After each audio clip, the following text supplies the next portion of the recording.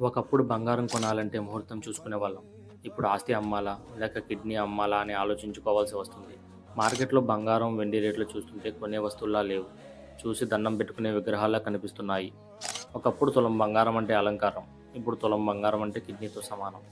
బయట దేశాల్లో వెండిని పాత్రలకి, బంగారాన్ని ఇన్వెస్ట్‌మెంట్‌కి వాడతారు. మన దేశంలో మాత్రం ఫంక్షన్‌లో హోదా చూపించుకోవడానికి వాడతాం.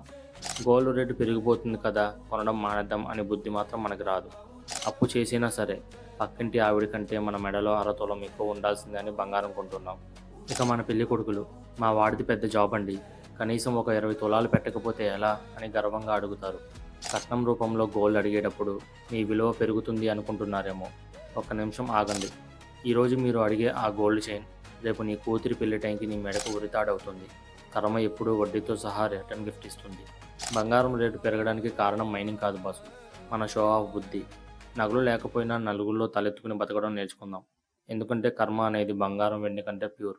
అది వడ్డీతో సహా రిటర్న్ వస్తుంది.